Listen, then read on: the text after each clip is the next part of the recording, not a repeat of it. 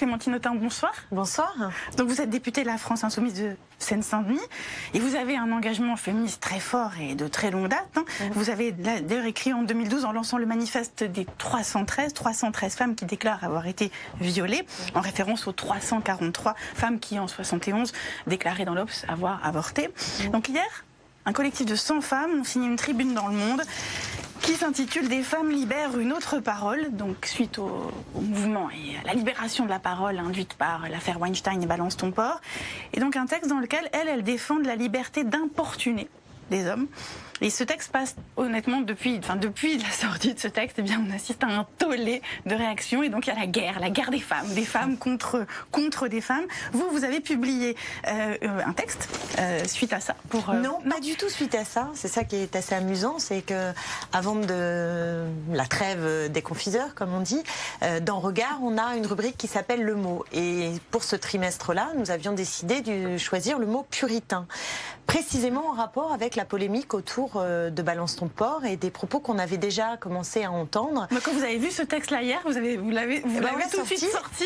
Et vous voyez, vous l'avez lu, je crois que vous l'avez lu et vous avez dit c'est une réponse. Donc c'est une réponse anticipée à une critique qui n'est pas nouvelle, qu'on fait depuis quasiment que le féminisme existe, de puritanisme qui est un contresens total, parce que au fond, on se dit que si la sexualité, la séduction ne rentre plus dans les clous de la domination masculine et donc des codes ancestraux qui font que les femmes sont passives, que les hommes, eux, sont actifs, qu'ils ont une sexualité débridée et qu'ils doivent aller chercher la belle au bois dormant. Si on sort de ces codes-là, alors il n'y aurait plus de sexualité, il n'y aurait plus de séduction. Et c'est là l'aporie, l'impasse d'une certaine manière de la réflexion. L'aporie, oui. Oui, l'aporie au sens de la pauvreté intellectuelle de nos imaginaires y compris, pour penser ces rapports de séduction en dehors des codes qui sont des codes ancestraux. Et de ce point de vue, cette tribune défend de vieux modèles. Le viol est un crime, mais la drague insistante ou maladroite n'est pas un délit, ni la galanterie une agression machiste. Voilà. Et là, vous dites c'est des anciens codes, un ancien monde. Oui, c'est-à-dire que la galanterie a une histoire qui est une histoire liée à la domination masculine. Pourquoi est-ce qu'on laisse passer d'abord les femmes? C'est en raison de leur statut, qui est un statut d'infériorité. Donc la galanterie a à voir. Est-ce que ces femmes peuvent juste comprendre qu'il y a un lien entre ce qu'est l'histoire des femmes, leur domination économique, physique, les violences qui sont faites aux femmes, qui font que plus de... enfin, je n'ai plus le chiffre pour l'année dernière, mais vous savez que des femmes meurent chaque année par centaines sous les coups de leur mari violent, que le harcèlement de rue est aujourd'hui dénoncé et à juste titre. Mais peut-être ces dames n'ont pas pris le métro depuis longtemps pour savoir ce que c'est que d'avoir des hommes qui d'un seul coup se mettent à avoir des mains baladeuses et que des viols sont commis massivement et restent impunis. Donc la parole s'est libérée et la bonne nouvelle, c'est que cette parole libérée, alors on peut s'interroger, se poser ces questions-là, avoir ce débat. Et donc il n'y a pas de censure de leur parole, il y a un débat politique et je suis en désaccord avec le point de vue de cette tribune. Nous ne sommes pas puritains et nous n'enfermons pas les femmes dans le statut de victime. Ce que dit ce texte, c'est parce que nous reconnaissons cette inégalité, ces violences, que nous permettons aux femmes de se libérer d'un statut de victime. Ce texte dit: une femme peut dans la même journée diriger une équipe professionnelle et jouir d'être l'objet sexuel d'un homme sans être une salope ni une vile complice du patriarcat. Quand vous lisez ça... mélange tout. Oui. Ne mélangeons pas tous les registres. Après, que chacun dans sa vie sexuelle fasse bien ce qu'il a envie de faire et joue avec les rôles et avec les codes. Aucun problème. Aucun problème. Là, ce dont il s'agit, c'est de phénomènes massifs de harcèlement sexuel, de viol, de violences faites aux femmes. Oui, mais voilà. C'est de cela dont on parle. Que ça a un impact sur la relation entre les hommes et les femmes et que ça briderait tout. Alors on va écouter l'une d'entre elles, Sarah Chiche, donc qui est signataire de l'imaginaire. L'aporie de l'imaginaire. Donc, qui est signataire de la tribune, donc écrivaine, psychologue clinicienne, psychanalyste. Elle était sur BFM TV. On écoute Sarah Chiche. Le viol est un crime sexuel, la drague lourde n'en est certainement pas un. Pour nous, il y a une liberté d'importuner. Ça veut dire que pour pouvoir dire non librement à une proposition sexuelle, encore faut-il que l'homme puisse librement faire cette proposition. Et c'est valable aussi pour une femme. Hein. Il y a des femmes aussi qui importunent des hommes, qui draguent, qui de façon un petit peu offensive. Je vais lui répondre. Ça vous fait lever les yeux au ciel quand vous regardez ça. Non, c'est-à-dire qu'elle parle comme s'il n'y avait pas dans la société une asymétrie. C'est-à-dire qu'on n'est pas dans les mêmes rôles entre les hommes et les femmes. Comme s'il n'y avait pas les inégalités de salaire. Comme s'il n'y avait pas l'histoire des stéréotypes sexistes qu'on apprend dès le plus jeune âge. Chacun peut l'observer quand on voit juste, même là on sort de la période de Noël, vous ouvrez un magasin, vous rentrez dans un magasin de jouets, vous pouvez observer que hommes et femmes sont enfermés dans des rôles. Donc la question c'est justement, est-ce que entre deux sujets, pleinement sujets, on peut inventer des rapports, donc c'est pas nécessairement l'homme qui importune toujours les femmes, mais peut-être les femmes qui, le mot importuné est un peu de l'ordre du jeu. Donc qu'il y ait un jeu de la séduction. Donc le mot importuné, vous le récusez pas.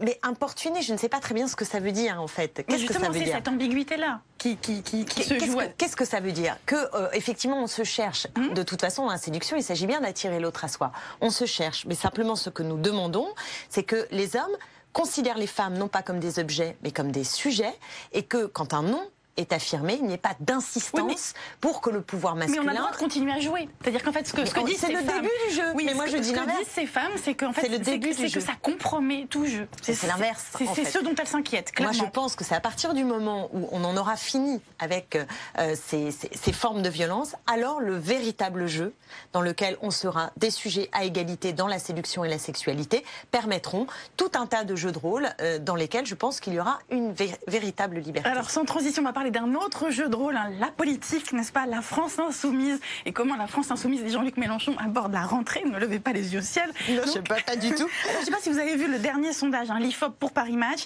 Les sympathisants insoumis sont de plus en plus pro Emmanuel Macron. 41% des insoumis sont séduits par notre président, plus 12 Clémentine Autain. On ne doit pas regarder les mêmes sondages, parce que moi j'ai vu circuler un autre sondage. C'est l'IFOP d'aujourd'hui. D'accord, mais voilà, un autre, dans le même IFOP peut-être, il y a un sondage qui explique que nous sommes en tête. Oui. Largement. Non, je vous le confirme. De l'opposition. Vous continuez, vous restez le premier opposant, 37%, mais vous perdez du terrain, moins 5. Le même IFOP, en effet. Oui, mais c'est intéressant de voir que les sympathisants, vos sympathisants, insoumis, sont quand même de plus en plus séduits par Macron. Je ne crois pas qu'on puisse lire le sondage tel que vous l'indiquez, parce qu'on progresse par ailleurs. Donc je ne vais pas regarder dans le détail le sondage que vous citez. En tout cas, moi, ce que j'observe, c'est que nous avons aussi, depuis 6 mois, à marquer le paysage politique et à apparaître comme les premiers opposants à Emmanuel Macron. Parce que nous avons un tout autre chemin que celui qu'il emprunte et qui n'est rien d'autre que, de façon très accélérée, très renforcée, la ligne qui a été mise en œuvre depuis 30-40 ans par ce qu'on a appelé la droite et la gauche. Oui, mais justement, il y a un boulevard pour Jean-Luc Mélenchon et les Insoumis, et on a le sentiment que par rapport à l'espace qu'il pourrait occuper, bien au fond, il a du mal à remplir cet espace depuis quelques mois. Oui. Ça se fait pas en 2 minutes, et puis nous avons besoin de passer justement de ce statut d'opposant à un statut de proposant, qui est quand même plus intéressant, c'est-à-dire que les Français nous perçoivent de plus en plus comme une force capable demain de gouverner et de mener une autre politique. Vous avez vu ce que disait François Hollande, c'était le 14 décembre sur RTL.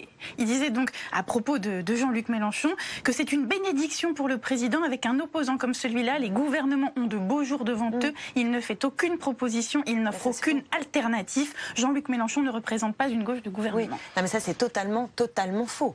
C'est-à-dire que non seulement on avait un programme avec toute une série de propositions, qui commence d'ailleurs par une nouvelle République. C'est quand même une proposition assez majeure. Et à partir de là, toute une série de mesures très concrètes pour partager les richesses, pour essayer de mener un rapport de force à l'échelle européenne pour réorienter cette Union européenne et en tout cas dégager des marges de manœuvre pour pouvoir agir. On a des propositions très fortes en termes de transition énergétique. On a des propositions sur les médias, parce que le président en parlait, qui sont là aussi tout à fait opposés, parce qu'au moment où lui veut quelque part mettre une forme de mainmise sur le monde médiatique et en tout cas certainement pas corriger l'impact de la finance sur la façon dont se fabrique aujourd'hui dans notre pays l'information. Nous avons des propositions. Donc, oui, mais tout ça est vrai, Clémentine, je suis d'accord avec vous. Et vous le verrez le 1er février, puisque nous avons notre niche parlementaire et qu'on a 5 propositions de loi, un référendum pour le CETA, une loi sur le burn-out, une loi sur le Donc le 1er février, on va vous entendre. du contrôle aux faciès, une loi sur un régime public de l'eau et encore une loi pour et accompagner la possibilité de mourir dans la dignité. Donc, mais pourquoi je vais vous dire, pas... en termes de propositions, nous sommes vraiment présents. Mais pourquoi ça n'a pas pris plus? C'est ça la question, typiquement sur les ordonnances contre la loi travail. Ça, la lutte contre ces ordonnances-là, eh ben, ça n'a pas pris. Alors que précisément Jean-Luc Mélenchon et vous-même espériez pouvoir fédérer l'opposition à ce moment-là. Ça, c'est une question qu'on peut tous se poser. À quel moment la mobilisation prend? Vous voyez, ça va être l'anniversaire de 68.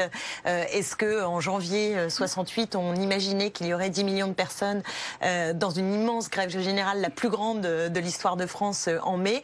On ne le savait pas. La cristallisation, il y a quelque chose le moment de cristallisation, c'est pas parce qu'il y a un leader syndical ou politique qui dit maintenant il faut faire la grève que tout le monde se met à faire la grève. Donc ce sont des coordonnées sociales, politiques profondes dans le pays sur lesquelles évidemment nous on n'a pas tout pouvoir. En revanche, on a le pouvoir de proposer, et j'insiste sur le fait que nous proposons, et le discours dominant vise à nous enfermer, d'abord à nous caricaturer.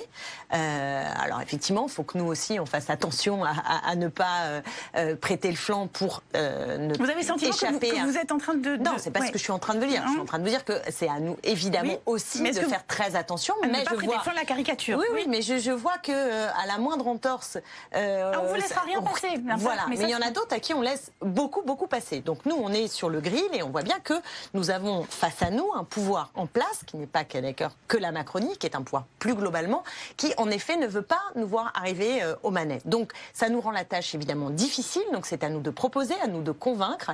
Et je pense que la séquence qui s'ouvre est celle qui doit nous permettre de continuer à porter ce que nous avons dit, c'est-à-dire que là où le gouvernement fait la poche du grand nombre pour donner aux plus riches. Vous avez vu quand même que Madame de Montchalin nous a expliqué dans Libération hier que les députés faisaient leur travail parce qu'ils en avaient fini avec l'ISF qui est l'impôt sur la fortune. Donc au moins ça a le mérite de la clarté. On sait au service de qui est ce gouvernement. Donc nous on veut littéralement changer le sens de l'économie, le sens général de la politique pour pouvoir mieux partager les richesses et faire en sorte qu'on sorte de cette situation de crise, de mal-vivre, de souffrance, de misère, de pauvreté qui aujourd'hui assaille de plus en plus de Français. On est dans un pays, 6e puissance économique mondiale, on a 9 millions de pauvres. Vous voyez, je pense qu'on a beaucoup de travail et notre discours porte puisque nous sommes aujourd'hui perçus comme la famille politique qui peut incarner l'autre chemin à celui d'Emmanuel Macron. Alors vous, Clémentine Autain, vous faites partie du groupe d'amitié France-Israël depuis octobre, c'est ça? Depuis le mois d'octobre? Depuis le début en fait. Depuis qu'il y a les groupes d'amitié, oui, tout à fait. Et alors mi-novembre,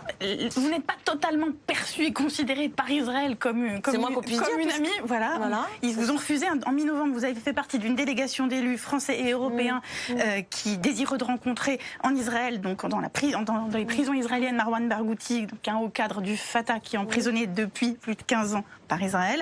Et les autorités israéliennes ont répliqué, quand vous avez émis ce souhait, eh bien qu'elles vous refuseraient l'entrée sur leur territoire. Donc pas exactement amis d'Israël. Non mais j'ai tenu à être dans ce groupe d'amitié. Je suis pas la seule d'ailleurs. Il y a aussi des députés communistes qui sont dans ce groupe et qui faisaient partie de la délégation qui souhaitait aller visiter.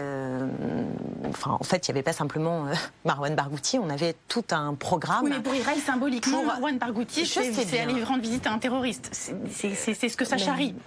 Je sais bien, mais enfin, c'est quand même un problème qu'un État dit démocratique empêche à des députés français de venir sur leur sol. Mais c'est pas un symbole rassurant pour Israël Non, ce qui n'est pas rassurant, c'est qu'Israël nous empêche de venir. C'est ça qui n'est pas rassurant. Il faut quand même qu'on se dise les choses franchement. Ça n'est pas rassurant et pour Israël, ça ne rassure pas Israël que la délégation d'élus dont vous Quelle est la menace viennent visiter un terroriste emprisonné. Mais ce n'est pas un terroriste, c'est un militant politique, c'est un prisonnier politique. Je ne suis pas d'accord avec la façon dont vous présentez les choses. Lui, comme d'autres d'ailleurs, parce qu'il y a 700 prisonniers politiques à peu près aujourd'hui qui sont enfermés sous les verrous. On a une politique de colonisation. Parce qu'il est emprisonné pour des attentats. Voilà, oui, parfois certains sont emprisonnés et n'ont participé à aucun attentat. C'est ce qu'on appelle des prisonniers politiques dans un conflit, puisqu'on appelle ça prudemment un conflit, qui est le conflit israélo-palestinien, dans lequel... Il a été organisateur d'attentats. C'est pour ça qu'il est en prison. Attendez, on est quand même dans une situation où on a un État, et vous serez d'accord avec moi, Israël, qui ne respecte pas le droit international. vous êtes d'accord avec moi, puisqu'il y a toute une série de résolutions de l'ONU qui demandent la reconnaissance de l'État palestinien et la fin de la colonisation. L'État d'Israël ne respecte pas le droit international et empêche des représentants de la République française de venir pacifiquement. Enfin, je vais dire, je n'y vais pas autrement que peut-être qu'Israël n'a pas considéré que vous étiez un ami. Comment? Alors, non, je pense que la politique, madame, je vous le dis franchement, je pense qu'aujourd'hui, le gouvernement israélien est dans un état de raidissement et d'autoritarisme dangereux. C'est un gouvernement d'extrême droite. Dans l'autre sens, en quoi vous êtes, je veux bien répondre à cette question. Êtes-vous, Clémentine Autain, amie d'Israël? Parce que d'abord, en Israël, il y a beaucoup d'Israéliens qui sont pour la reconnaissance d'un État palestinien et pour trouver une solution de paix durable. Donc ça, c'est la première chose. Et je veux vous dire que des députés dans les groupes d'amitié, vous en avez dans un paquet dont les députés ne soutiennent pas le régime. Je crois qu'il y a des députés de droite dans le groupe d'amitié franco-cubain. Je ne crois pas qu'ils aient soutenu, même dans d'autres époques. Donc voilà, donc je ne vois pas pourquoi je ne serais pas dans ce groupe d'amitié pour affirmer justement cela. C'est pas ce que je vous ai demandé, moi. Mais moi, c'est ce que je vous dis, je vous réponds, c'est que je tiens à être dans ce groupe d'amitié parce que ma préoccupation, c'est la paix. Et la paix, elle est pour les Palestiniens, mais elle est aussi pour les Israéliens. Et je suis vraiment opposée à l'idée qu'on va accroître l'affrontement entre deux peuples. Ce que je cherche, c'est à apaiser et à trouver une solution de paix durable pour les Palestiniens et pour les Israéliens. Et j'y tiens. Et je peux vous dire que les attaques qui ont été faites, notamment par un député dont j'ai même pas envie de citer le nom, mais qui est absolument infernal, qui tient des propos inadmissibles, qui, dès qu'on soutient tout simplement cette logique de paix par la reconnaissance d'un État palestinien, qui est un préalable indispensable, alors nous sommes traités d'antisémites. Et moi, je vais vous dire, ça me met dans un état de colère, qui est une colère noire, massive. Je ne tolère pas, je n'accepte pas l'antisémitisme. Et je pense d'ailleurs que si nous agissons pour régler cette solution, alors nous ferons, y compris en France, reculer l'antisémitisme. Eh bien, merci.